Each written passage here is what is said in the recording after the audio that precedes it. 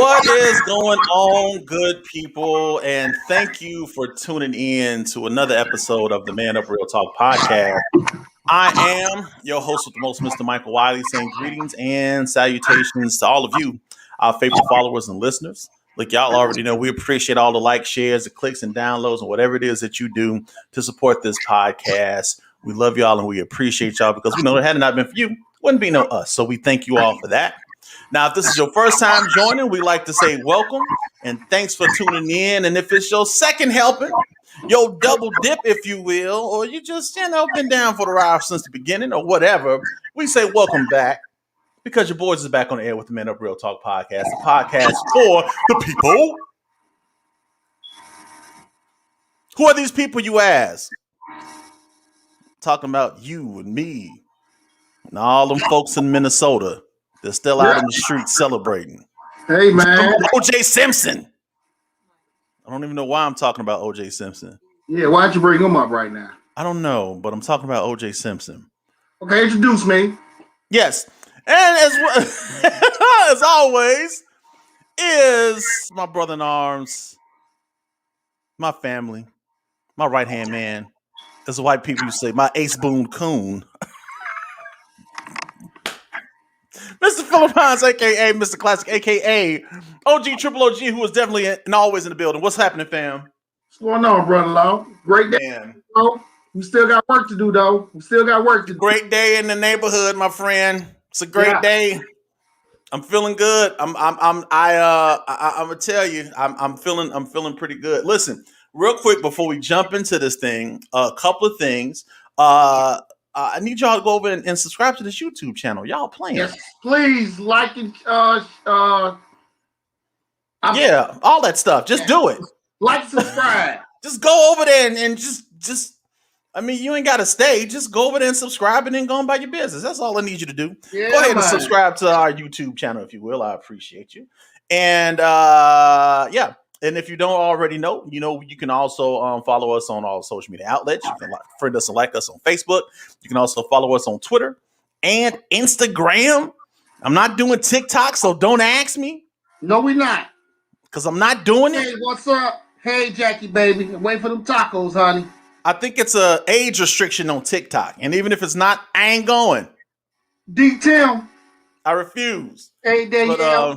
Yeah, but appreciate it. So listen, all of y'all that's in the man, please chime in the comments so we can give you a shout out. I see Phil is already on it. I appreciate everybody that's here. I appreciate my sister Jackie, brother Tim, what's going on? Brother Eddie K. Phillips, aka Your Edition Network, aka Black History, aka Walking Dictionary when it comes to Black history. Please go like and subscribe his YouTube page also. Absolutely, man. Go check him out, man. Your Edition Network. And listen, half of y'all Negroes ain't doing nothing on Saturday. This man be on. He got a nice program on Saturday where he's doing he got a Black History show on Saturdays. If I'm not mistaken, Eddie, correct me if I'm wrong. But y'all need to check him out. Some good stuff, man. Some really, already, Mike. Huh?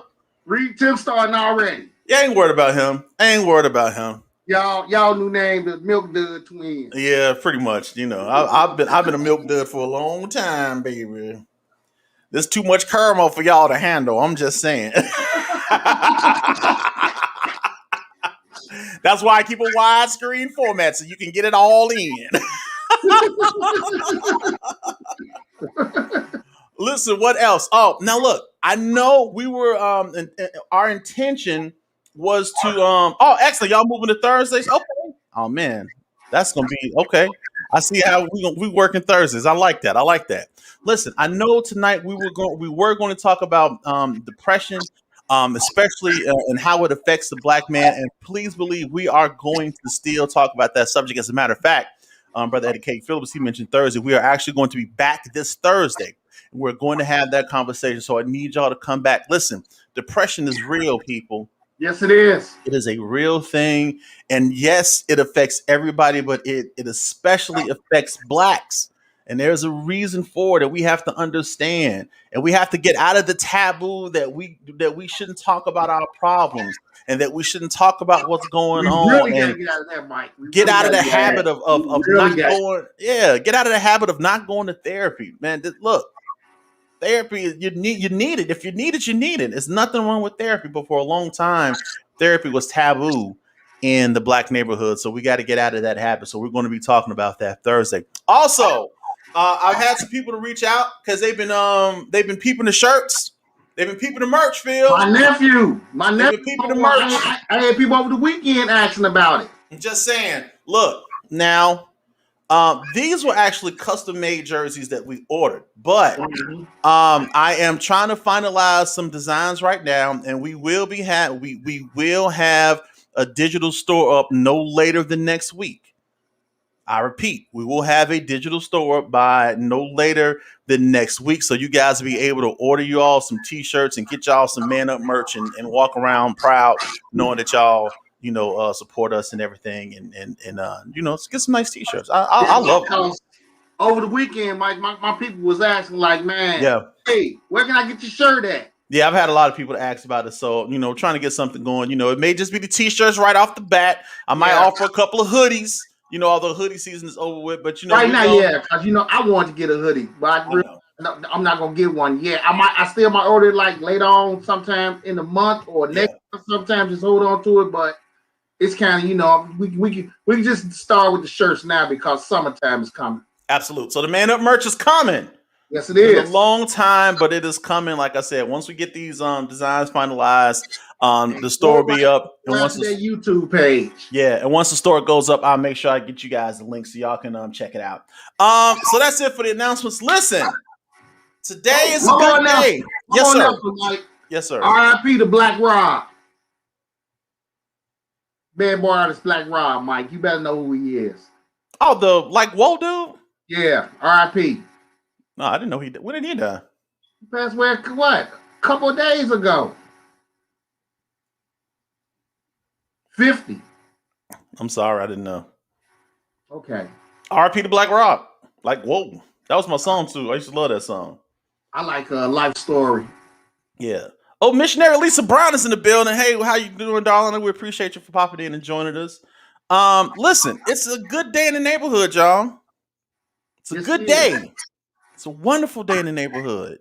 I don't know if any of you guys have heard this, but there's a gentleman by the name of George Floyd that was murdered by a police officer last year, almost a year to the day.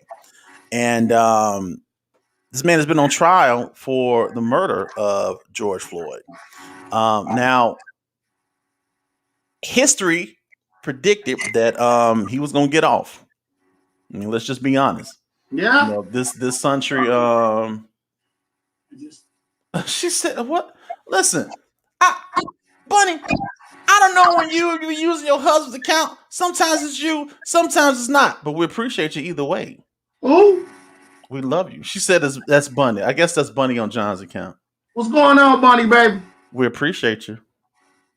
Don't ever think we don't. John probably watching too. Yeah, what's good, John? John probably watching too. She said, "I should have known that. I'm so sorry." You really should have, Bunny, but since today's great day, I'm not gonna badge him today about it. I know. My bad. Look, but let's just be honest. History predicted.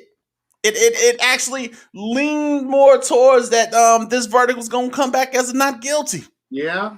You understand what I'm saying? You look at all the cases that predates it and how those things turned out.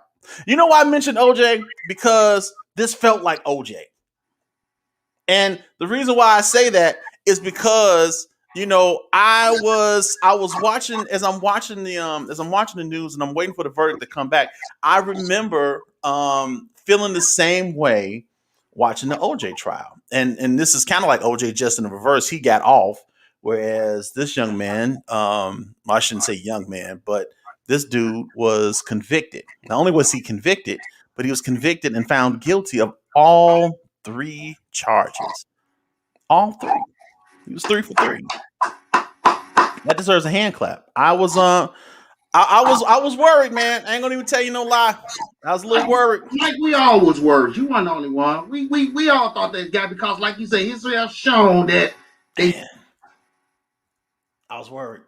That's why this means so much, because for once it worked out where one of these cops have to pay the consequence for their actions, man. Yeah. Maybe this would show the other policemen that you are not special.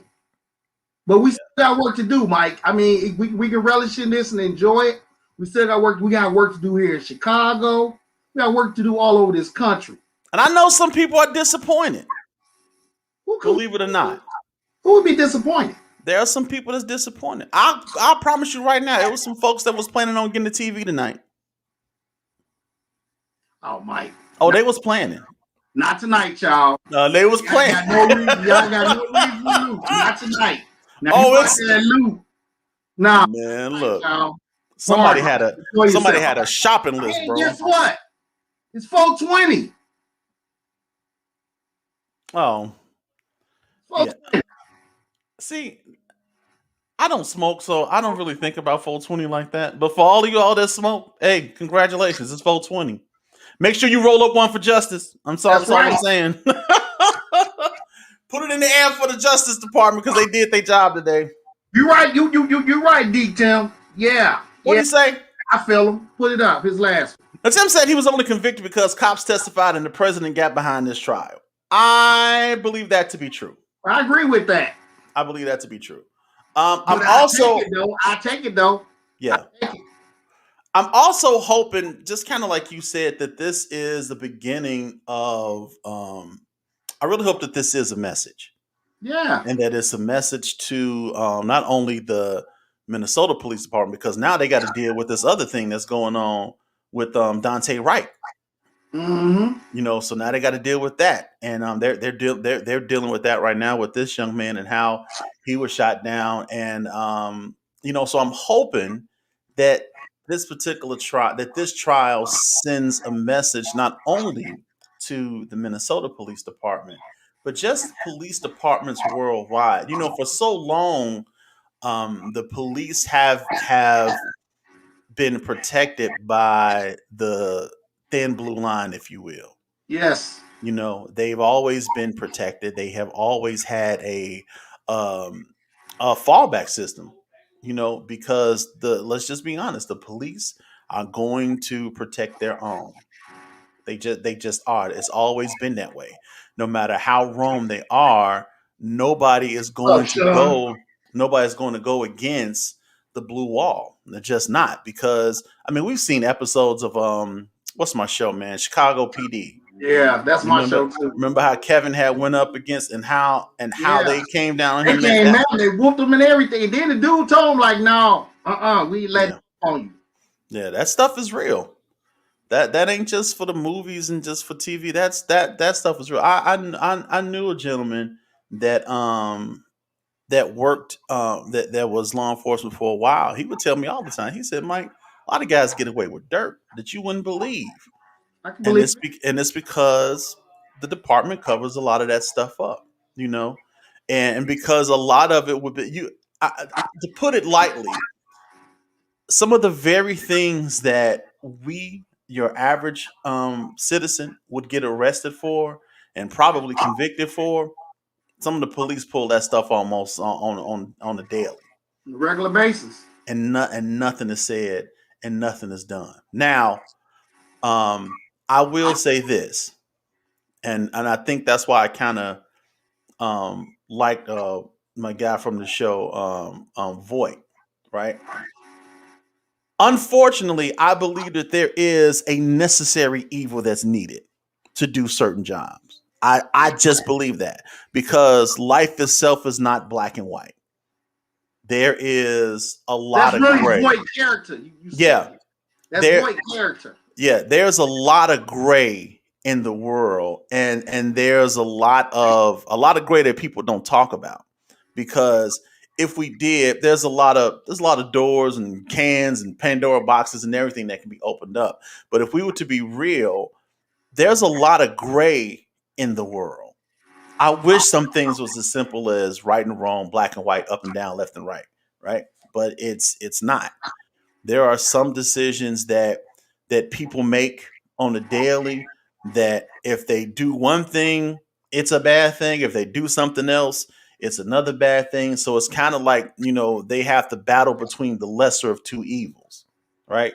And I believe that sometimes that happens. However, I believe that they're just some people that just like to do dirt in the world. It's just some folks that just want to see the world burn. Yeah, man. And some of these people are on the police department. And you're right, Tim. Man, look. Exactly. Cops used to grab us, put guns on us to arrest. Then if we give them a gun, they would let us go. See, it's stuff like that, dude. Look, police used to. Do you understand? And some of y'all probably never had this happen to us, but there's been times where police picked up some of me and my guys, dropped us off in some areas that we definitely didn't want to be in. Oh, that was on a regular night, homeboy. And left us was like, hope you make it home. That was a regular night, man. They take you somewhere, whoop you up. Man, like I said, I grew up on 118th, so I in the GD area. Right. So after they whoop you up, down the hill was where Latin Kings was at. They drive you out right down off of 115th in Indiana on the other side of 115th. Drive you out right there. Yeah. Where the essays at. But Mike, you know what? While we're talking about this, anybody has information about whoever killed that little girl, and I'm mad at the father. But anybody have information on whoever killed that little girl out west in that McDonald's, please come forward. You know what I'm saying? Yeah. You know what? And this is something that I wanted to talk about tonight also, right? And I don't want you all to take this wrong. I am ecstatic that this verdict happened. I'm excited. I'm glad. And I'm hoping that it's going to be a turning point where it's going to get these departments to start to look at things and consider things differently, right? However, I'm a little concerned about us. And when I say that the reason why I say that is because we tend to pick and choose what we want to be upset about. Now, a lot of us was mad. Oh my God, they killed this 13-year-old. He was 13 and he was out with an older guy and the police shot him and he was unarmed and he was compliant and all this stuff. And everybody was up in outrage, all outraged about it. Biggest thing on the news. Cop shot this 13-year-old. This little girl get killed in the drive-thru. They made mention of it, but there's no outrage. There's no protest. We got to get out of this. It's a lot of people, man. Like I said, I deleted it because I didn't want to offend nobody. But I'm saying, let's stop having these visuals because the majority of people in there letting go the balloons know whoever shot that little girl. And see this, in, man. Come on, man. If you ain't no street person, snitch. Yeah. I no ties or nothing. Snitch, man. Because somebody know who did it. And I really think the daddy know who did it. So apparently the idiot who they were shooting at, the dad, and that's what I heard too, Tim. He apparently went to somebody, I guess, the op or the opposition, if some of y'all get up on the slang. Yeah. He was on Facebook Live like most of these dummies are now. And he went clown know who killed and now you got your little girl killed. Yeah. So but the thing is like, why is the outrage not the same? Why is it that when and I'm asking y'all this, have we just accepted the fact that, we're going to do whatever it is that we're going to do, or, as we always say, it is what it is? Have we just accepted that fact, or are we holding the police to a different, are we holding them to a different regard and saying, well, the police shouldn't do this because they're the police, they're supposed to protect us. We're not expecting to be protected by, just, our neighbors and stuff like that. But it just seems to me that a lot of this injustice and a lot of these cries and all the stuff that we do only seems to really matter when it's the police that's doing it. There is no outcry for when we are doing the stuff to our own. And I have to ask the question, why is that? And it's just like you said, and that's a $1 million question that you will never get an answer for. Like why is that? And then let me just, I'm gonna get on my soapbox for like 2 seconds. I don't understand you niggas that's out here in the streets. Now, if you out there, you doing what you're doing, that's fine. I can't knock how people come up. But my problem is that you do your dirt and you do all of the stuff and you don't realize that you bring it home with you. Because here's the truth of the matter. Real niggas don't care about your kids. Not at all. They don't care if you have your kids with you. If their objective is to kill you, then It's they are on going. site. It's just It's on site. period. You can be at Chuck E. Cheese. You can be at the mall. When they see you, it's on site, Mike. Period. You could be in a drive-through, and I don't care who is with you. It's going down. Why is it that you guys do the dummy? Then you come home, and then you bring your kids and your family and that stuff. And then here's the bad part. The bad part about this is the little girl is dead. This nigga gonna recover and gonna go right back into doing his dummy until the next person that's next to him dies or he does. I have a problem with that. I have a problem with the fact that nobody is upset enough where this guy who shot him has not been caught yet. And you can't tell me nobody don't know who this is. It was folks letting go the balloons up in that park, McDonald's park. I'm so sick of y'all letting balloons up. I'm done with vigils. I'm done with all that. I'm done with prayers. I'm done with vigils. I'm done with dove letting goes. I'm done with balloon letting go. That's not saving or helping nothing, man. If y'all know who these people are that's out here, please tell, man. Tell. So Eddie said the problem is that we accepted nothing wrong. She's gone. No, she didn't do anything. Eddie said that the problem is that we've accepted the ideas set forth by men like Archibald Dunham and Charles Carroll that black criminality is acceptable in black culture. But it is it though? And that's the real question. Have we just accepted? Let me tell you something, Mike. Let me tell you something. A drug dealer, a gangbanger, or even a drug guy that can die right now. Mm-hmm. Whole hood is gonna come out to his funeral and pay homage. Let a brother that's not part of that, a L7 that goes to work every day, pay his tax, he die, ain't nobody comes to his funeral but his family. But the whole hood gonna come out for that drug dealer or that gangbanger or even that crackhead.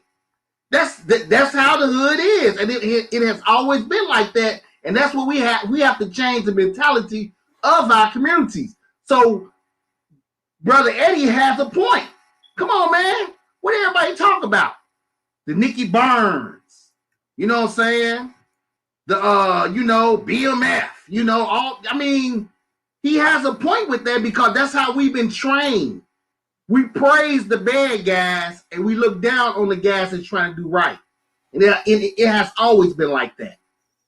Okay, so if it's then if it's always been like that, why is it that we I don't understand then. You know what the L7 is, detail. I know. I don't know why he playing. I can't pay attention to Tim in the comments. I can't because he always gonna say something off. I can't do it.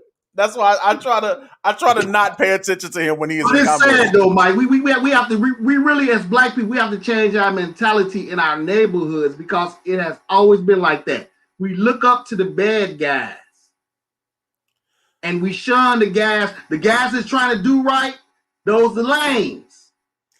I don't think that is necessarily that we look up to the bad guys. Yes, we do in our neighborhoods, Mike. We do. Like I said, go to somebody's funeral. I'm telling you, man, I done seen it for myself. I done seen ordinary brothers die, and only people with their funerals were friends. Drug dealers and gangbangers die, and the whole hood, where the church or the funeral home was packed with people standing outside. But just think about what you just said.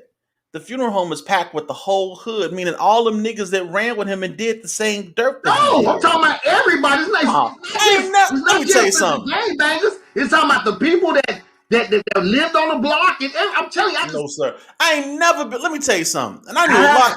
I knew a lot of cats. There's a couple funerals like that, dog. Where they been. Why? You celebrating this nigga? Because, look, I ain't never been to a funeral. That's how neighborhood is, Mike. We celebrate the bad guy. Always been like that. I've never been to a dude's funeral who I knew was on some dirt. The sad part is I'm gonna tell you the sad part is I was just like I was like good for him. And I can understand that was your point of view, Mike. But I bet you that nigga funeral was packed. But it was mostly dudes. It was packed with Miss Sally down the street who've been knowing him since he was 5. Some of the school teachers that popped up, and now everybody was talking about how much of a good guy he was when they knew all he did was terrorize the neighborhood. And that stuff be so that mentality. That stuff irritates me. And look, and I don't want to sound cold-hearted, right? I get it. This person had a family, he had somebody, and he had people who loved him. I completely understand that. But can we please stop painting these niggas in pictures like they were some pillars in the community? It's just like I sit up there and I watch the news, and like when some of these people, some of the stuff like, oh, he was shot and he did this, that, and the other, and yeah, he was such a good guy, but yet he was rapping about how many bodies he got. How good could he have been? Yeah. How good could he have actually been? I get it. He's a loved one. You're gonna miss him. But the world's probably better off with him not being here. But see, but what I'm saying is, yeah, that's true. But like I said, that L7 brother don't get that love like that in the hood. He's called the lame. He's called, oh no, man, that chump, man, no. Like I said, even with the kids, I'm gonna be honest. When I was younger, me and my guys, we looked up to the guys in the hood. That's how the gangbang mentality carries on, because you have a generation looking at the generation that's before them. So when that generation grow up, that's what they're going to be. You have another generation looking at us, and so when they get older, that's how it go, man. So let me ask you a question. Did you go to some of these funerals? Yes, I have. Why? It was because you just looked up to the dude? No. They was my guys. But that's different. This is what I'm saying. That's your guy. What I'm saying is, a lot of these folks didn't even know these niggas. I can't talk about a lot of stuff. So let's just say it happens in our neighborhood, man. I'm telling you, Mike. Believe when I tell you that it happens. I know that it happens, but I just find it hard to believe that Miss Sally from up the street is going to the drug dealer's funeral because Miss Sally is going to go to the drug dealer. Miss Sally is going to go to the drug dealer's dog. You know why? Because that's the way it go. But Eddie just said so. We promote the criminals as example. We brag about their crimes, and hell, even built $1 billion genre of music around the idea of precocious nature of black criminality, drug. Yeah, we have pimps, murderers, like them 70 movies, The Mac, Superfly. That's just how. But Mike, we have to change that mentality, and that's when black people have to change the mentality of that. Okay, so I get that, Jackie. I guess I understand that now. She said the people that didn't know him in that capacity is going to celebrate him. That's fair. That's actually fair. And you mentioned the 70s is like Superfly, New Jack City, Minister Society, the Mac Hustle Flow, all that. Yeah. What? What are you talking about?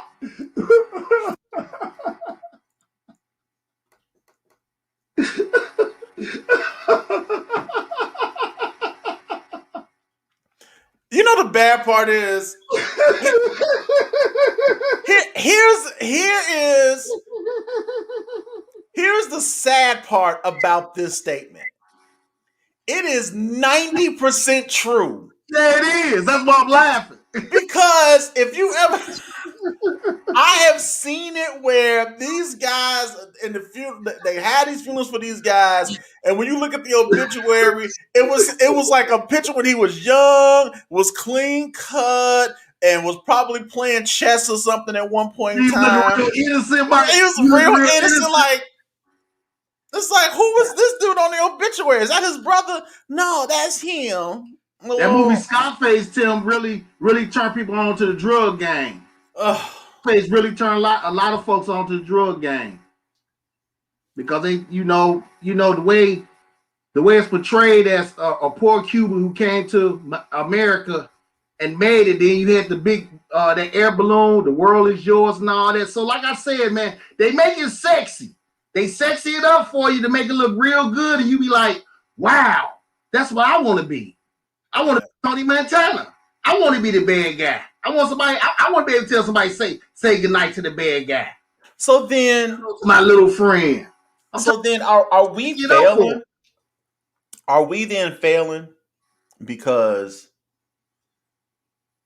it seems to be that these influences, like the new, like Nino Brown, like the Nino Browns and the O Dogs and Superfly and the Mac and all these characters, and these particular influences seem to be more attractive to the youth in some the way. majority of you, Mike, like I said, a lot of people grew up different, Mike. So now, don't get me wrong. There's a lot of black kids that grew up that didn't follow that, but the majority of black kids in the hood, they grew up admiring the bad guy.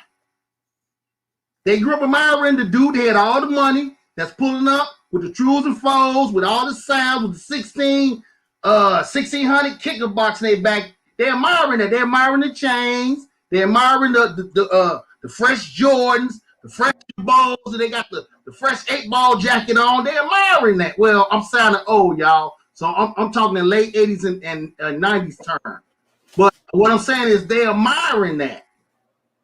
So once they see that, that's what I want. Yeah. Now I like this one too, and like I said, I kind of get it now, because Regina said that Miss Sally went to the funeral because he helped her utilities on and put food in the fridge, bought her church hat, Bingo. Told the neighborhood don't touch Miss Sally, and Miss Sally made pound cake for him and everything. So let me ask you a question about Miss Sally.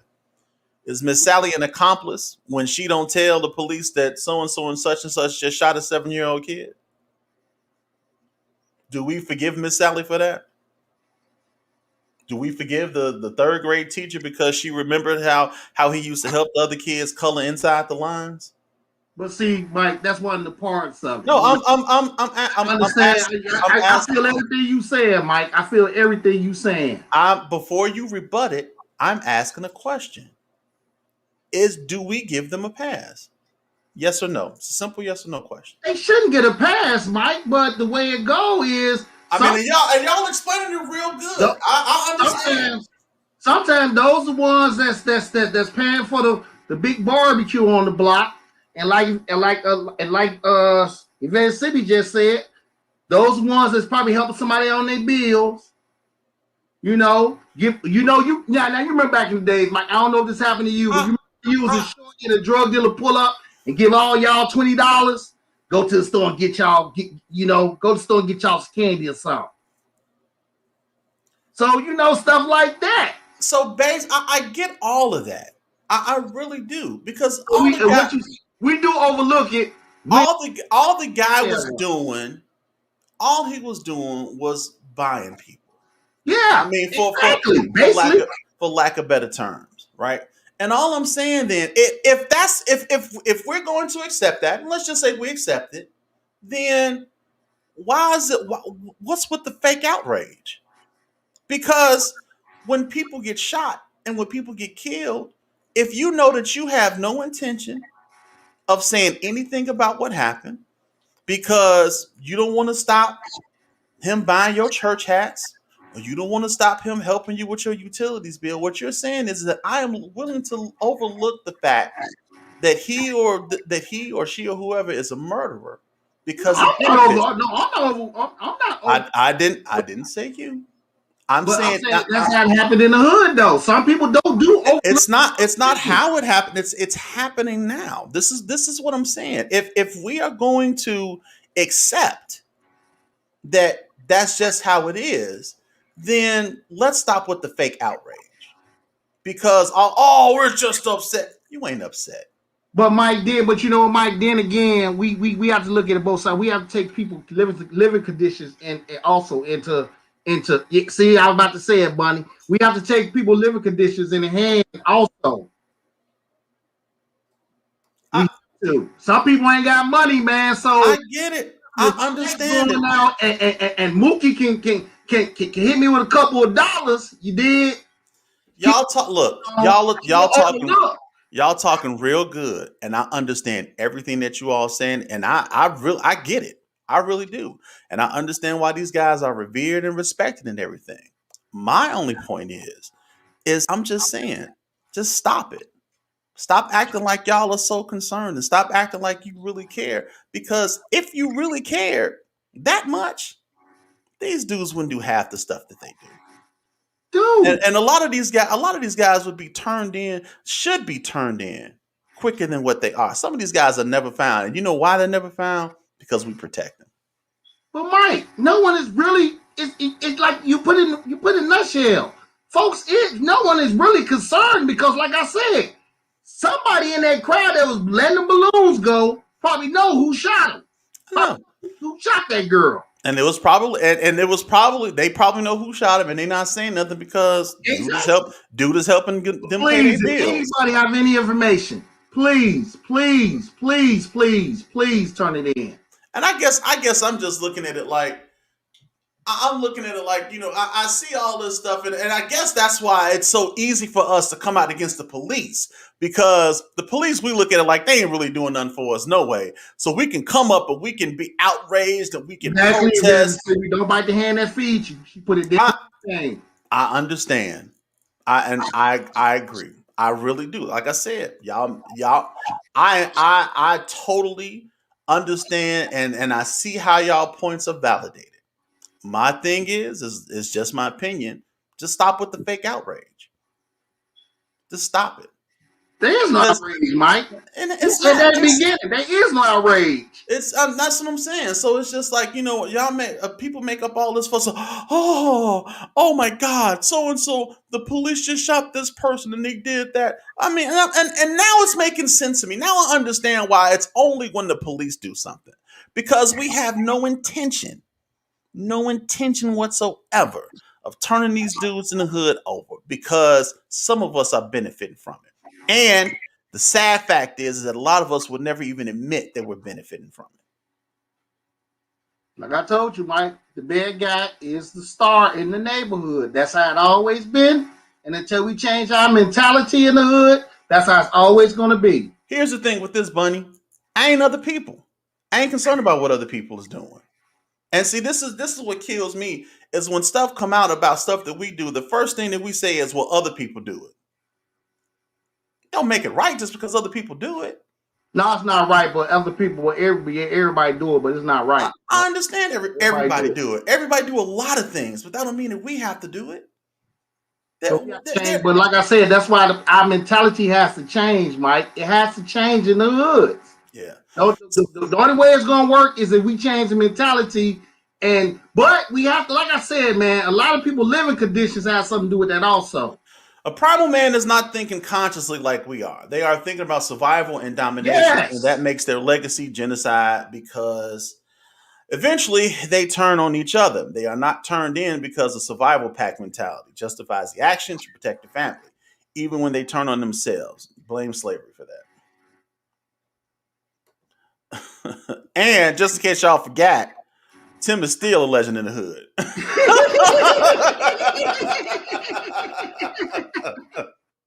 But yeah, Mike, don't get me wrong, Mike. I agree with everything you saying, but that's not. But until we change that, there'll always be no. There's you said fake outrage. There's no outrage, Mike. None. Because when it's us, it's deemed worse. I think I don't think it's deemed worse. I think it's televised more. I think it's broadcast more. I think that it's because it's that whole the whole thing about black on black crime has always been a joke, right? Oh, it's black on black crime. Well, it's geographic. I'm gonna commit a crime against people who I live next to. It's just like it's white on white crime and Asian on Asian crime and Mexican on Mexican crime. So that whole thing has always been a joke. But yeah, they have a tendency of making it seem like what we're doing is so much worse than what everybody else is doing. You read the doggone comments again. John said they bring. What did you say, John? He said they bring on things to maintain the balance of power. That could very well be a possibility as well. Philip said that we're going to have to do a show about this symbiotic slave mind and massa mindset that create. See, we got to because unfortunately, until we figure out how to cure that, all of this stuff will continue to go on. It's going to continue. That's why I keep on saying we got to change our mindsets in our communities, man. But like I said, when you ain't got nothing, homie, you hungry. And like I said, JoJo, like, you know what I'm saying? He said our. Okay, so let me go back and read that then. He said they bring our things to the light to maintain. Yeah, absolutely. I get what you're saying, John. Yeah, no, they do. They absolutely you ain't got nothing, and you hungry, and JoJo talking about you gonna throw you a couple dollars, man. I mean, sometimes people, like I said, it's wrong, but a lot of people conditions in our neighborhoods, man, make them do things that sometimes not right. Like not all drug dealers. Sometimes not all drug dealers out there selling drugs just to be selling drugs.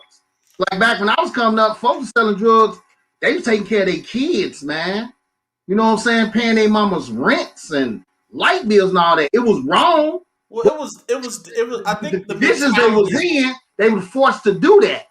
I think the mentality that they had back then was different because it was more so. We were structured back then. Right. Well, it was structured back then. Not even so much structure, but I think it was structured. Oh, it was structured back then, Mike. I mean, but I think Eddie really hit on it too. It was more so about survival, right? That's what I just said. A lot of this stuff that go on today, I don't think it's all about survival. A lot of it is just a bunch of knuckleheads just doing stuff. Yeah, man. No, this knucklehead mess. This is niggas just trying to get money. Yeah. And here's my thing. How do you beef with somebody across the street from you? How? When cats had beef back in the day, it wasn't with somebody that lived on your block. It was with somebody that lived in a whole completely different neighborhood, different area. But you know what, Mike? You know how that started, Mike? When they tore out on projects and Section 8 started putting folks into these neighborhoods, you had a lot of gangs going into the opposition gangs neighborhood, moving to opposition gangs neighborhoods. Mm-hmm. And you know what? Let me say this real quick. And dude across the street from me is a stone. Mm-hmm. Don't pop off. Let me say this real quick. Resources were limited back. You know what I'm saying? Sometimes you got to do what you got to do. Right? Resources may have been limited then, but let me tell you something. A lot of these cats that's out here in the street right now, they came from good homes. Oh yeah, man. And their resources weren't limited. It was just they was like, a lot of these dudes is because a lot of times you find a lot of these dudes that's out here in the street right now. It's mostly because they wanted a quicker way of getting some money, and they want it because they see what everybody else got. I'm telling you, they see what people got. Mike, you got some of these young knuckleheads out here. Come on, Jackie. Come on. This is all I'm saying. Now a lot of this stuff may have been true at one point in time. Back in my time, it was right. But all of these kids that's out here in the street right now, I promise you, it ain't because they come from a bad home. No, it ain't because they suffering and they trying to bring home food to their little brothers and sisters, or they trying to help mama pay the rent. No, it ain't. No, it's not, and I ain't giving them a pass like that. It's no, they ain't doing it. No. See, when I said I'm not talking about now. I ain't talking. No. I'm talking back then. Yeah, back then. But a lot of these knuckleheads out here, and Jackie hit it right on the head. They spoiled, And because they're spoiled and they couldn't get their way, they went out and they're trying to get the stuff that they want the way that they want to get it. Because mom and daddy ain't giving it to them quick enough. Mom and daddy stopped buying them Jordans. So they stopped buying them Jordans. They stopped paying their bills. And they stopped doing all the stuff that they was doing. Now, all of a sudden, they got hit with reality. Yeah. And instead of them going out there to get a job, and you can't tell me that it ain't a lot of jobs out there. It is. You just got to know the market to look into. It ain't a whole lot of jobs for basket weaving. So when people go out and go get a trade, come on, go get a trade. You can't tell me this stuff, and I'm not saying that, it's that way for everybody. But you cannot honestly tell me that all of these little dudes is out here in the street is out here because they ain't got nothing at home. You ain't gonna get no argument out of me, Mike, because you're on point. Yep. Come on, John. John know I'm telling the truth, man. All these kids ain't out here because they struggling at home.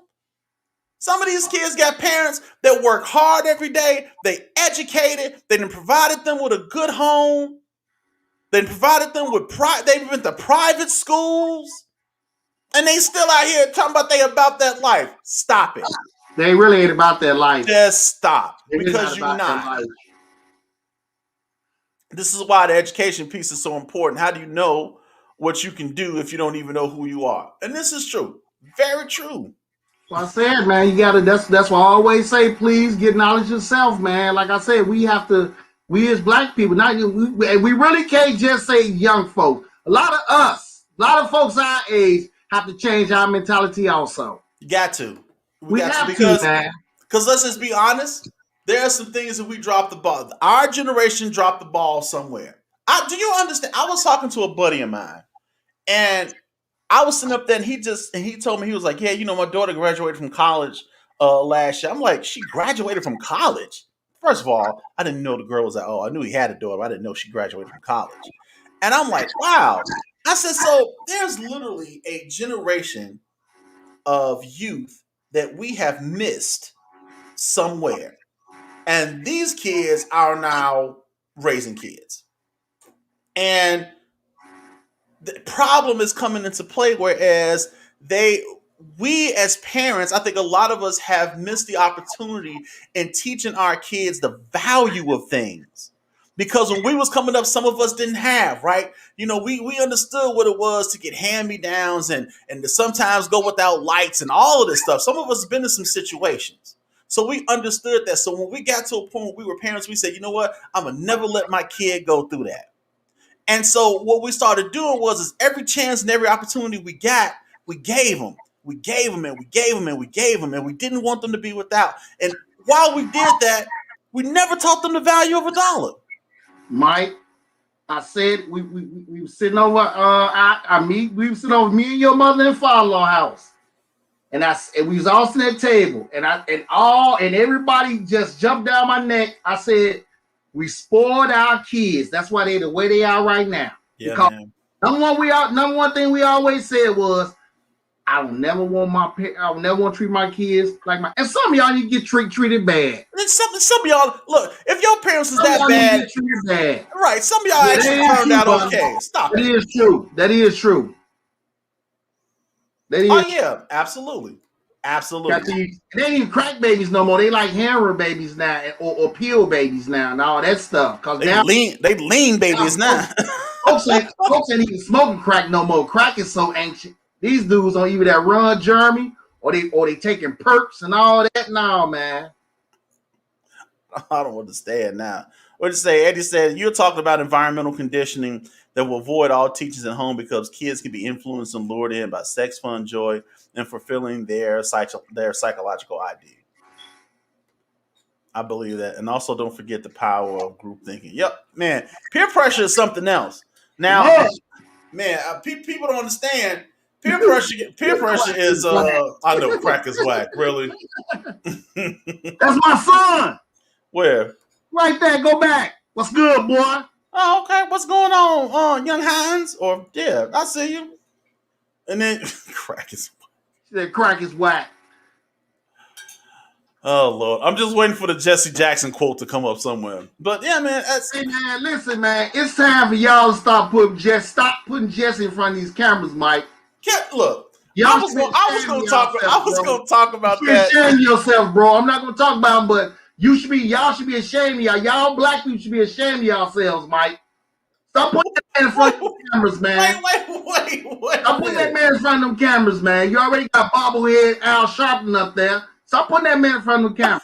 Look at what Danielle said. Come on, look. I swear. She said, I know people who want to be about that life and go around acting thuggish and grew up in Beverly. Yeah, man. Probably never had a fight. But man. you know what, Mike? Can you tell you something? Can I tell you something? The thuggish folks was always the folks who really didn't grow up in the hood.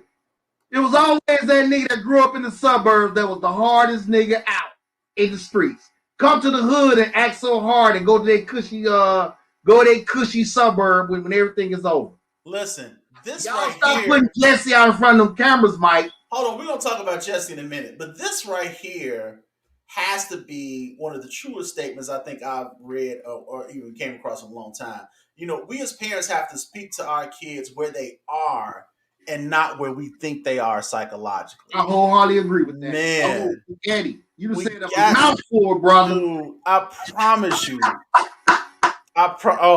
Thanks, John. Thank you. John, you too, bro. I'm ashamed of y'all, man. Y'all should be ashamed of yourself with Jesse out there in front of them cameras like that, man. Yo, but real quick, going back to this though, man. Oh my God! Look, how many times have and I'm guilty. Here's why this hits to me because I read tonight, huh? I'm guilty of that.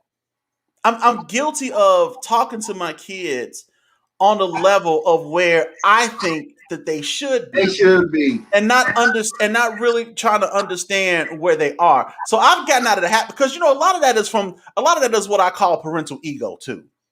Right? Because we sometimes as parents think we know everything, and a lot of times we don't. Just in case y'all forgot, y'all wasn't parents before y'all got these kids. That's no such thing as a perfect parent, Mike. It's no such thing.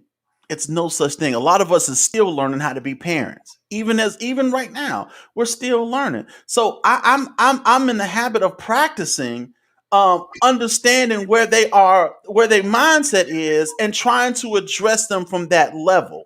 Because that's really the only way you're gonna reach them. They automatically think you gotta understand, kids already think you out of touch. They already think you don't understand. They already think that you don't get it. So we have to be like that dude right there. I'm an old corny dude to him. I might be my son. Mm-hmm. I think I'm a cool dude, but I'm his daddy, so I'm just the old guy, the old man. Now, Ed, you're gonna have to let me know you said. That's why I started the Q&A program. You're gonna have to, man. We're gonna have you come back on when we talk about the symbiotic relationship, man, because I want to know what the Q&A program is too. But we gotta get out of the habit of talking at our kids and really trying to understand where they're coming from. And I'm not saying that you got to be their friend. I ain't saying smoke with them and all that stuff, because you still have to be mom or you still have to be dad. But we have to be. You can still be mom and dad. Right. I'm doing all that. We have to be understanding enough, whereas we have to do better. We're trying to figure out where they are and where they're coming from to help them get to where we think they should be. Right. Yeah. So I totally agree with that. Now, on to Jesse Jackson. Y'all should be ashamed of yourself, John. You and Mike and Bonnie and Jackie and Eddie and Tim and whoever else on here. Look, you should be ashamed of yourself, man. Stop putting that man in front of them doggone cameras. Stop it. First of all, I'm in the minority because I'm gonna be honest with you. There are a lot of people. John said, when did I become a big homie or old head? Look, once you have a kid, once you know kids half your age, you are officially a big homie or old head. Hey man, I'm telling you, these shorties, man, OG means old nigga to them. Real talk. Yeah, that's when you start knowing kids that's half your age, John. You are officially the big homie slash You slash too, old Evangelist. head. You should be ashamed of yourself, Evangelist. You too. Be ashamed of yourself.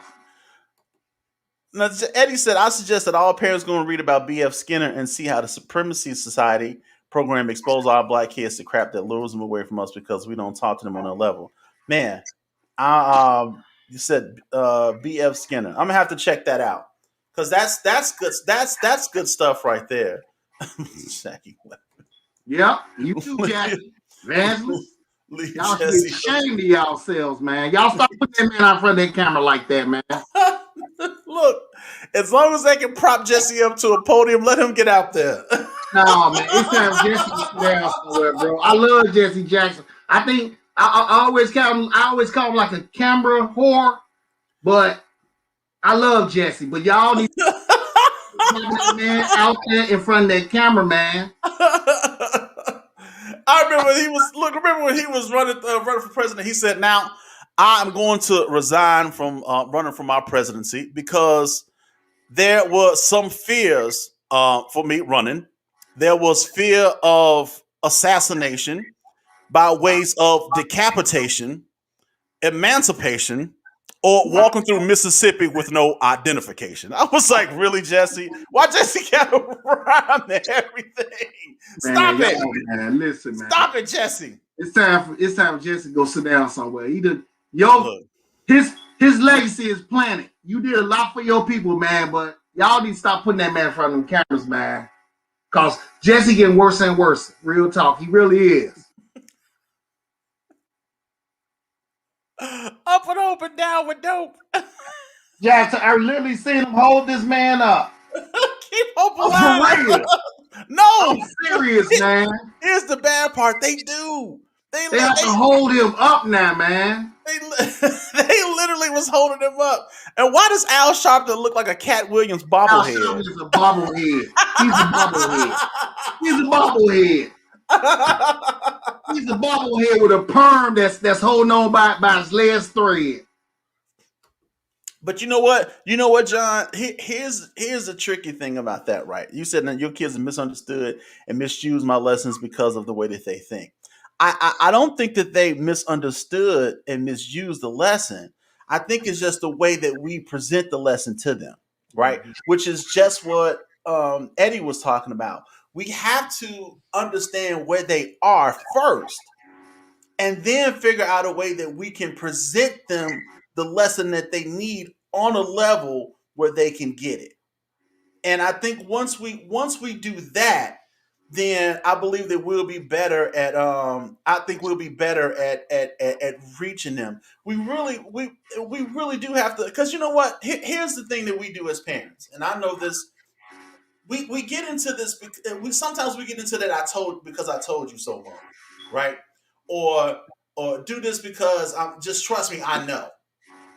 And a lot of times, especially with these kids nowadays, you know, they question everything. You got to show them for them to afford to be right and all this stuff. A lot of these kids is from St. Louis because, you know, from Missouri. You got to show them everything. You know, so we have to get to a point where, because there are some things that I don't want my kids to experience because they don't have to. But unfortunately, because they tend to be a little knuckleheaded sometimes, they may have to experience some of them things to understand what I was talking about. Soft butt, brother. Huh? Hard head make a soft butt sometimes. Man, for real. You know, so I don't want you to think that it's you and them misunderstanding your lesson. I think that sometimes we What? You mean some of our children have used his lessons and found loopholes. Buddy.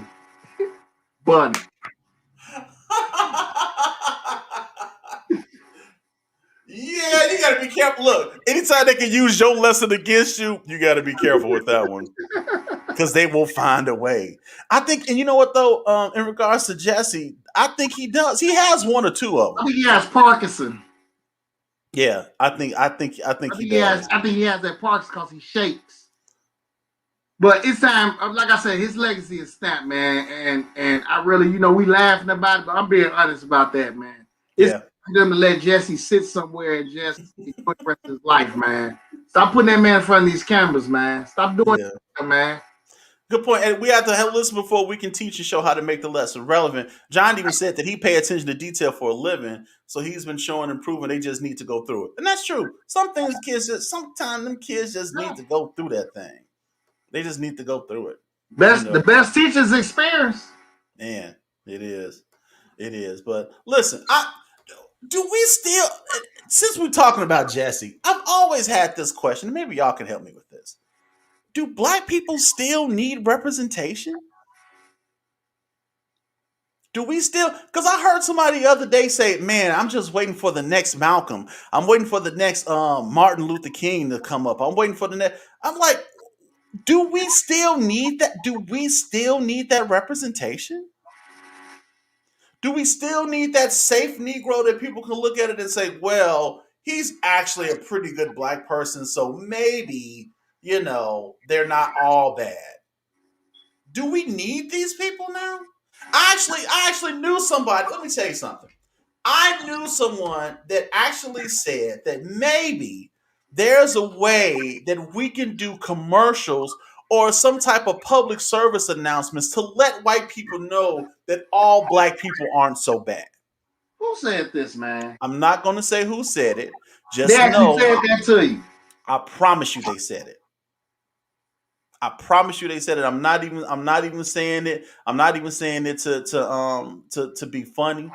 But they told me that maybe there's a way that we can do commercials or do something to show white people that all black people aren't bad. And I said, so you want them to I said, you want us to do public service announcements for white people? He was like, well, we got to do something to show them that we're not all bad. I was like, huh. I didn't know that we needed public representation. Man, if you don't get your goop, listen, man. Hey, man. We, Just saying. we don't need that, bro. We don't. There's some people that said that. I mean, I think Jesse and Al were important for a particular era, and It's important for that time. but I guess my question is, do we still need that type of representation? Here's a better question: do we want that type of representation? Do we want it? Because I hear a lot of people say, "Man, I can't wait until the next Martin come along, the next Malcolm come along." It's like, Mike, you have a lot of young community activists that's coming up. mm-hmm. I think that we might need them far as speaking about how we can get programs in our communities and all that. Right. As far as the marches and all that stuff, I just be honest with you, man. That's that 60s and 70s mess. Listen, Jasmine, tell all the white people that it's okay. They're safe. We don't mean no harm. We're just having a discussion. Yeah, we have a discussion, please. And also let them know that they are welcome to join in on this discussion because it's open to everybody. And tell them to go like and subscribe our YouTube page. And they can go to ManUP Real Talk and subscribe to my YouTube page, and they can find us on Facebook. And we can have these conversations on the regular. I'll even invite them on if they want to. I ain't got no problem. But Mike, like I said, bless y'all if y'all can hear us. Yeah, what's up, y'all? There's some young, like I said, there's some young folks that's coming up on the community activists. Wow. I said we would need them for making sure, going to speak up about programs, getting programs in our community. But like I said before, all that marching and all that stuff, that's back in that time. And that's why you still have people like the Al Sharptons and the Jesse still hanging on, because that's their things. Yeah. Now I believe that. I believe that the youth can benefit from seeing that's that. That's why I just said. Right, but I don't think that we necessarily need because the function or the role that Martin played and that Malcolm played and even Jesse Jackson and Al Sharpton played at that time, it was a different era, right? I believe wholeheartedly that I would love to see some people, that's out and that's doing the You work. got some. You got some out here now. Yeah, and I want them to be more prevalent because there's a lot of young people that's doing a lot of good there's a stuff. lot of young folk, but that's why I said we still need those folks to speak up for our communities. Yeah. And that's not going to change. But now with this generation, they really can't relate to the Jessies and the Als and all that. That's why you have these younger guys now that's getting into it that these young folks can relate to. But Yeah. I still say Jesse need to go home and sit down. So they need to let Jesse enjoy the rest of his life, man. I think Jesse. Y'all Look, ashamed of yourself, man. Y'all really do. Jesse needs to go ahead and make sure his power of attorney is in order. No, And you don't. No, you don't. No, you yes, don't, Mike. Relax. Yes, he does. Relax. Yes, Relax. he does. Look, Relax. Jesse, get your power of attorney in order. Just chill. Write down all your passwords and your combinations and stuff so somebody will have access to it. And I mean, listen, he's That's done. why I'm saying that he was crying. And it's like, girl had to hold his arm up, man. So he don't. I'm like, man, I'm sitting there looking like, man, it's having him take Jesse home so he can go sit down somewhere. Oh, Jesus. This, you know what? See, can you block? Kanye do not represent us. Can you block people comments on here? Kanye don't represent us, bro. He said Kanye represents He said Kanye. Us. Oh my God. What is? Oh my God. Why? Why would you say that? Jasmine said it just ain't going nowhere. He been dying for years. That's terrible. That's a terrible thing to say. I can't laugh. Can't laugh at that. I can't laugh. Jasmine. That's a terrible thing to say. Jasmine. No, baby. Oh, Lord. No, Eddie, you know what, though? It wasn't vulgar because it's the truth. That's the messed up part about it. It's the truth. And that's why I'm so bothered at the fact that some people think that we need to do public service announcements to let white folks know that we're safe. We ain't all killers and rapists and gangbangers. Some of us live in communities that we're proud of. We work hard. We believe in education. We send our kids to the best schools that we can afford to send them to. And I mean, all of these things, we're really no different than they are. But what's so sad is that's how we're looked at. We're all looked at the same. We're all looked at as being criminals or drug dealers, or the woman, if she got kids, the first thing I ask is, "How's at home?" The woman might be married. What? Jesse, too many of us don't really know Jesse's history. He should have been gone years ago. Eddie, not you now, Eddie. Wow.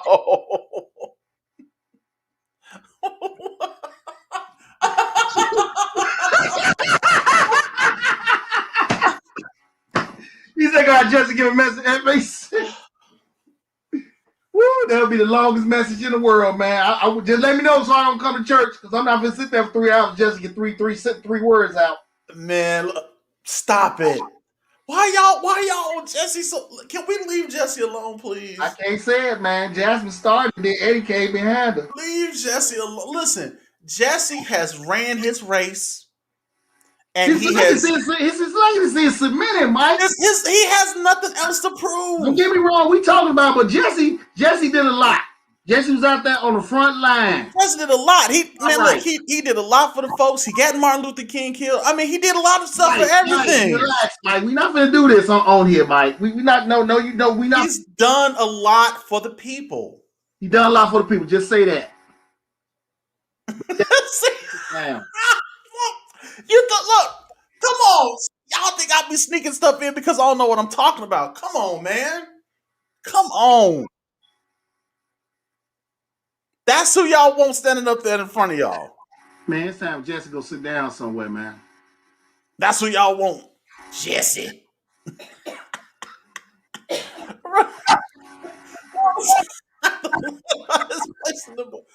Look, I promise you. And Jesse was look. You know what Jesse was? Jesse was optics. That's all. That's all. All Jesse was. He was all optics. They not Tim. They ain't giving us not one dime. They ain't giving us not one dime. What happened? Game Man is not about community protection and get misconstrued. Now that's true too, because when games were organized, they were really kind of like almost like community type things, like for protection against neighborhoods and stuff like that. But then that whole idea of a game got turned around. Because that was consequence. Like I said before, man, that was the street protocol is dead in the street. Mm-hmm. All this, like I said, all this just shooting around. You couldn't do that back in the days, man. Yeah. Okay, man, if you pull up on somebody's block and you see the dude that you were supposed to shoot, but you pull up on the block and just instantly start shooting around, somebody gonna kill you, dude. Cause they gonna wonder why you just go up to that dude and shoot him in his head. Yep. Why you just shooting and putting everybody else in danger? The protocol is dead, man. That's the problem with these streets, man. There is no proper protocol in these streets anymore. It's a very interesting point there, John. It was the kind of intelligence from the FBI that infiltrated the gangs and made them criminals. Yeah. But ain't that how it always worked? Ain't that how Jim Crow worked? CIA brought crack into LA to help the Contras, which eventually turned on us because they worked with your boy Noriega down there. You never did explain to me how you know so much about the crack game, man. What? How you know so much about the cocaine game? Because I grew up in the 80s and the 90s, man. I'm an 80s kid, dude. I know about it. I'm an 80s kid too, man. Crack in Chicago in 1986, man. I don't know. It was powder cocaine. Crack in Chicago in 1986. I mean, you have exactly, Tim. Exactly. You know a lot about the game, man. I'm just saying. No, real talk, man. I thank God for you know. I'm gonna be honest. I lived the life, man. I mean, you know, that's not me anymore, but I lived the life. Right. So I know a lot about the streets. I was a street dude. So you'd have seen it all. Anymore, but I was a street nigga. I was. So you had that 2020 Pyrex vision. Catch a contact if you're next to my kitchen. With the 2050 You know what, man? Let's get back. We're not gonna talk about that. But see, exactly the same way FBI intelligence did the gangs and stuff. That's just what Jim Crow did. Jim Crow for years painted us out to be savages and monsters and rapists and murderers and all this other stuff. And do you understand that this is why today? This is why today white people see us the way they do, because that stuff that Jim Crow ingrained in their people years and years and years ago is still being taught. Believe it or not, it is still being taught today. They really still see a lot of us the same way. Nothing changed. Here's the bad part about it.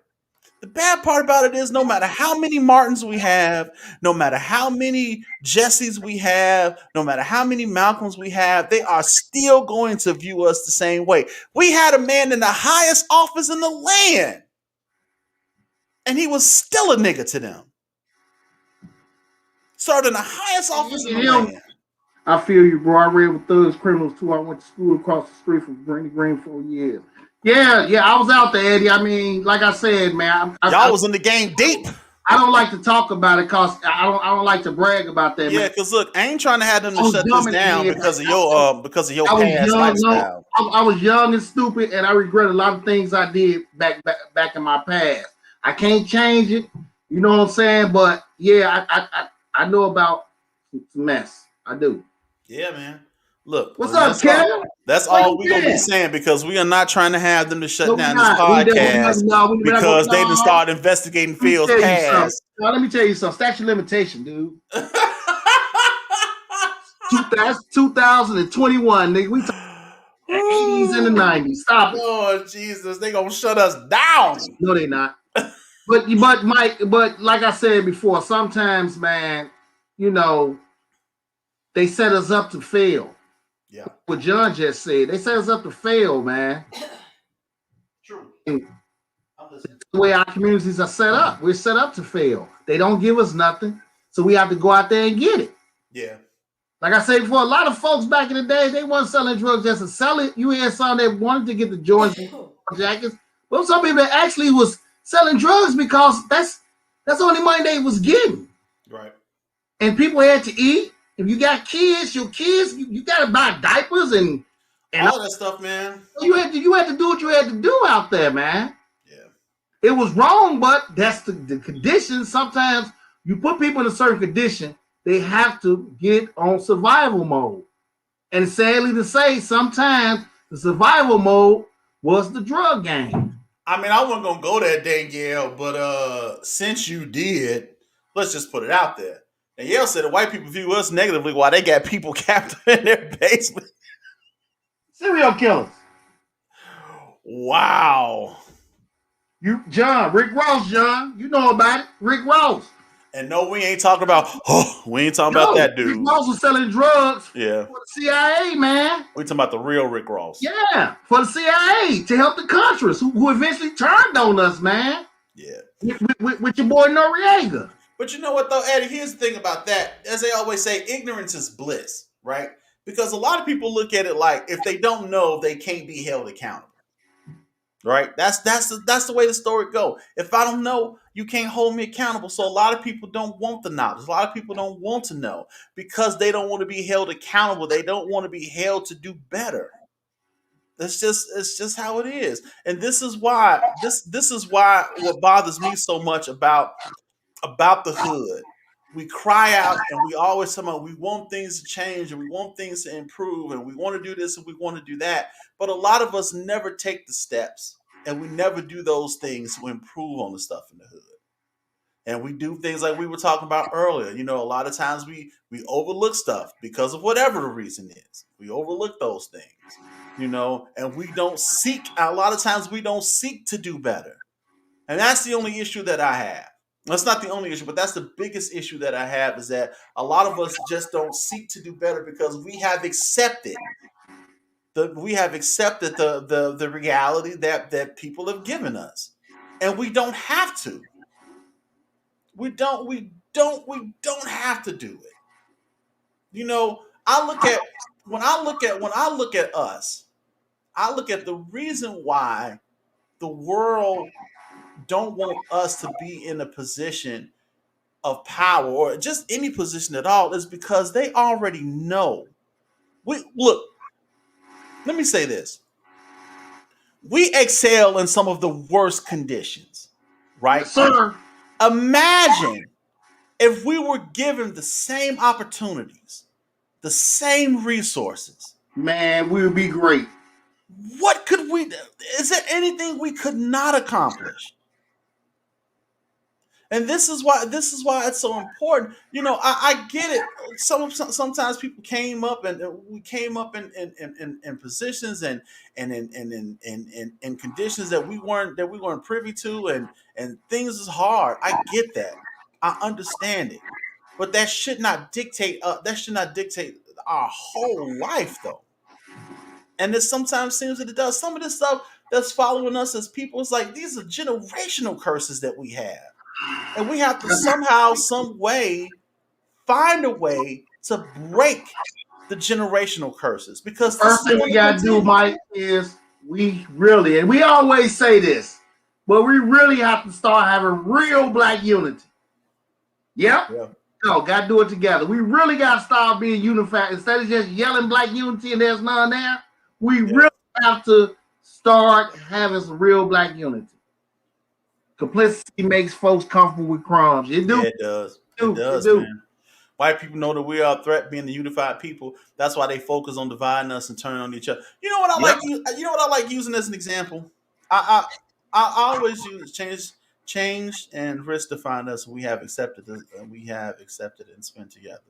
You know, I always use this as an example. Let's see. Mel said that we must have been a unified force for 1,000 years ago. And white folks never forgot it and made it their mission to. Hey, I promise you, dude, because Man, they don't find these comments tonight, Mike. Because I'm with straight knowledge tonight. They know, because people know. And the thing is, the sad part is people other than us know how great we are, or the potential of greatness that we have. Yeah. I always use this as an example, right? I always talk about Ryan Coogler. Now, for those of y'all that don't know, Ryan Coogler is the young man that directed the Black Panther movie. Now, before he directed that, the first movie he did was a little independent piece he did, which was Fruitvale Station. And I'm sure, and I don't, excellent movie, right? He did Fruitvale Station, and then he got into a position where, like, he hooked up with Michael B. Jordan. Michael B. Jordan, he's tossing around the idea. They talked to Sylvester Stallone, got him on board. Next thing you know, he did 2 Creed movies. Yeah. Right? First Creed movie he did, they gave him $30 million to do it, and then he went on and he did the second one. Second one was great as well. If you haven't seen any of the Creeds, please do yourself and watch them. They're both really, really good. I haven't seen 2. I think I've seen 1. You got to see part 2. Part 2 is dope. Now, here's what happened. Hollywood has always had this stigma about movies with predominantly black casts.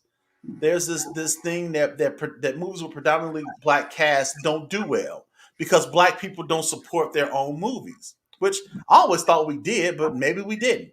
But box offices say that we don't go and support our movies, right? For whatever reason, I don't know what he said to these people at Disney and how he convinced them to do it, but he convinced them to trust him with a $200 million budget, and he only had 2 movies under his belt, and they trusted the young man and said, "All right, here's $200 million. Make Black Panther," and he did. And Black Panther went on to be one of the most successful movies in the whole in the whole Marvel collection. What's the lie? What was he saying? Oh, I've been sitting up here. There's been some other comments I missed. Said that's a lie. Last week I did a show on lynching, and I was upset because I teach deliberately, but we have to engage. I keep praying and pushing like you brothers do also. Keep pushing, love you brothers. And then they make us rules. They have control of making the laws. These laws do not accommodate us. We have to get in these positions where the laws. Yeah, I'm trying to figure out what's the laws. Is he talking about what I said was a lie, or I'm confused? Oh, exactly. And I see, I always thought that we supported our films too, because normally when black films come out, we go out and we see it. Man, and don't that Black Panther movie hold some records or something? I can't remember exactly which records it held, but Black Panther made some loot, and it was, I believe, 90%. It was a 90% black cast.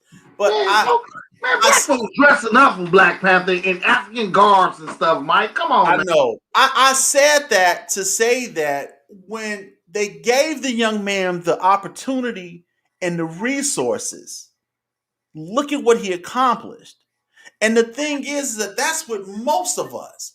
If you gave your average black person, I ain't talking about somebody who's like, if you gave your average black person the opportunity and the resources, they will excel in whatever it is that they're trying to do. And the world know this. And this is why I believe that they try so hard to keep us in a position where we can't, because they know that if you give us the slightest chance, we're going to kill it. We just will. I feel you. And this is why it's important for us to know, like Eddie been saying the whole show, we have to know who we are. Knowledge yourself. In order for you to know where you're going, you have to know who you are. I say it all the time. Please get knowledge yourself. And it's important for us to know who we are, and it's important for us to be able to pass on to those that come after us so they'll know who we are. Because technically our history was stripped from us. It really was. I can't go back. I can't go back further than my great grandmother. I can't. I would love to be able. I sometimes listen to some of these people when they be talking. It's like, yeah, well, my dad was an immigrant from so and such, and they traveled through this land, and they got here in 1892, and from here they moved this, that, and the other.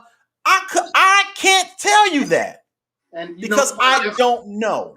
That's crazy, Mike, because I can go farther back in my Native American side than I can the black side, because my grandfather was Indian. That's what I'm saying. Back to the tribe he come from. Tribe is in Baton. He come from a tribe in Baton Rouge, Louisiana. That's where the tribe come from. But you're right.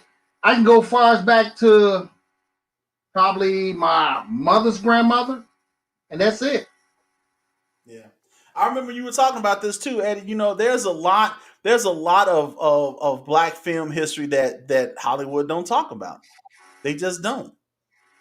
So it's crazy, man. But listen, I don't even know how we got to this part of the conversation, but I'm glad that we did because some things just need to be said. Oh, this is a good this is a good conversation. Yeah, I want us listen. A I lot hope of times, y'all enjoyed it. I hope y'all really enjoyed it. A lot of times I get frustrated with us because I know that we can do better, and I want us to do better, and not so Your much. frustration is valid, Mike. Your Yeah, frustration is valid because I'm frustrated with us also. And it's not even so much I want to show other people that we can be better. I just want us to see that we can be better and do better, and I want us to be the best people that we can possibly be, but we gotta. Eddie, I appreciate you, man. Look, Eddie, thanks for showing, man. We gotta do that show though, man. Yeah, we'll be talking soon, man. But so, I just want us to just be. Yeah, just John, be my granddad is Native American. My mother's father is Native American, and her mother is Western Indian. Right, exactly, Mel. And even I only go back so far. I do you know how many times I sit up there and I watch some of these shows and like, yeah, your great grandfather was in Scandinavia and he traveled through like snow and ice for like 10 hours with like very little water, and all he did was eat ice and twigs. They got a whole story about how they got to America. Yeah, I know nothing about now. I don't know on my father's side. That's the black side. Yeah. Absolutely nothing. I only can go back to his mother, and that's it. I know. Hey, Yogi, I appreciate you, girl. Look, we're about to get up out of here, but I appreciate you stopping in nonetheless. Hey, Yogi, how you doing? Yeah. But yeah, man, that's it. Listen, I'm glad the verdict came out the way that it did. We got guilty on all 3 charges. We still got work to do, people. Still got a lot of work to do. Still got a lot of work to do. I just hope that this is a change, and not just a superficial change. I mean, like a real legitimate change, man. And I hope some good things. If nothing else, some type of police reform needs to come out of this. And this is why when we were talking about the 13-year-old that got shot. You know what I'm saying? It's just like I don't think anybody is saying that he deserved to get shot. But like instances like that though, it's hard when I look at instances like that versus the George Floyd thing. Like I don't look at what that cop did as intentional. Like he wanted to kill this kid. When you look at the situation, it's just like, what do you do in the split second? You just don't know. No, man, no split second, Mike. That kid had no dog on.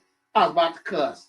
Man, Phil, you can't was up with no weapon on him when he shot that little boy, Mike. But you can't look at a freeze frame photo because that's what it was. You let that video play out, dude. In the time between him turning around, that wasn't no time. It's just like if you put yourself in that situation. This is the last thing I'm gonna say on that because we gotta go. If you put yourself in that situation, the time frame that you have, and you gotta understand these guys are out there, and I'm not saying that it's not any bad cops. Because see, every time I get into this conversation, and people instantly have this guy written off as a racist cop, and that he meant to kill this young man. And I just have a hard time. Believing that. I don't know what any of us would have done in that split second. If you, especially with the information that you have going into this thing, you knew the young man had a gun. or at least you heard somebody had a gun. You knew that they were shooting at cars prior to that. You give a Mike, you chase have to the. white folks actually shooting folks up and taking. I understand that, Phil, but now you sounding like the all lives matter people. I'm not saying that don't happen. I'm not saying that. But we got to get out of the habit of just doing blanket observations. You got to get out of that habit. Just because other black men have been unjustly shot, it does not mean that every time somebody is shot, it was because they just wanted to shoot the person. That's all. That's all I'm saying. I can't. I can't refuse. And I'm not going to blame the 13-year-old. I'm not going to place blame on the parent. Because it's easy to go either route. Because we really can't say all cops are racist, though. I can't. I'm not going that far. I'm not going that far. But that's where the narrative. That's the. But Ice Cube did tell me. Ice Cube did teach me about him back in 1988. I mean, yeah, he taught a lot of things back in 1988. But Mike, let me tell you something, Mike. You still should be ashamed of yourself. Why? Because y'all had Jesse out there in front of the cameras. That wasn't me. And stop trying to change the subject, because you know what I was about to say. We need to be careful with how quickly we put these people in a bunch. I just think that every case is different. Now, there are a lot of unnecessary cases where policemen have shot black men. And even with that guy with the military, I still have a problem with that, because that was just like, I just don't know what that situation was. Pepper sprayed that boy and everything. And everything, man. Everything. So when I see stuff like that, I'm like, yes, it was deliberate. They meant to do that because they had all the time in the world to determine what was going on and what the situation was. When you got a guy running down an alley and the split, he's supposed to make a decision between his life and the other person's life in a split second. What you think he gonna do? And so when stuff like that happens, then you have to start saying. You have to start saying, I'm upset too, John. Don't get me wrong. I'm not upset. I'm upset because he shouldn't have been out there in the first place. You're 13 years old. Why are you out in the block at 3:30 and 4 o'clock in the morning? Why you went at home getting ready for school, watching Netflix or something? Why are you he was out there with an adult though, Mike. I know. He was out there with some other dude. He was out there with some other dude on his dummy. So I'm upset about the whole situation. All I'm saying is that we need to look at each situation separately, and we can't just lump them all together. That's all I'm saying. But on that note, listen, I appreciate y'all. I appreciate y'all hanging out with us on tonight. I appreciate all the comments. All the comments was excellent, Yogi. I absolutely agree. I appreciate you. I appreciate you even coming in, when you did.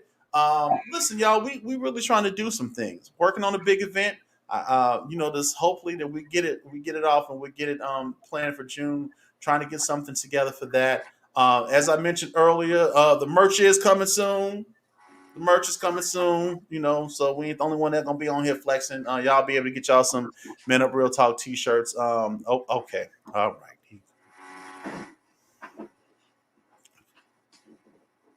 I can flex if I want to. This is my Are you finished? I thought this was my show too, right? Can I look. Are you finished or are you done? You gonna put some respect on ManUP, Mike. Put some respect on my name. I'm talking all three of you. All three of y'all. This is a good one though tonight, Mike. Yeah, I really think this is a good one. This is a good one. Look, I love each and every last one of y'all, and I'm gonna let y'all go and enjoy the rest of y'all evening. Listen, be kind to one another. Please. Love one another, man. Let's strive to do better. All right. That's all I'm asking. So look, until we talk. Oh, Thursday. We'll be back here Thursday, 7 o'clock. We're going to be talking about depression and how it affects the black man. If you know somebody that's suffering from depression, if you are suffering from depression, listen, you need to come back for this show. We need to talk about this stuff because it's real. And it's killing us, and we don't even realize it's killing us. So we're going to be talking about that Thursday. So y'all come on back. If you ain't got nothing planned, make sure you let your friends know. I'll repost it so we can get it out there. And y'all come back Thursday, man. Come back Thursday. Too. 7 o'clock. So listen, till we talk again, my friends, y'all get 2 fingers to the side.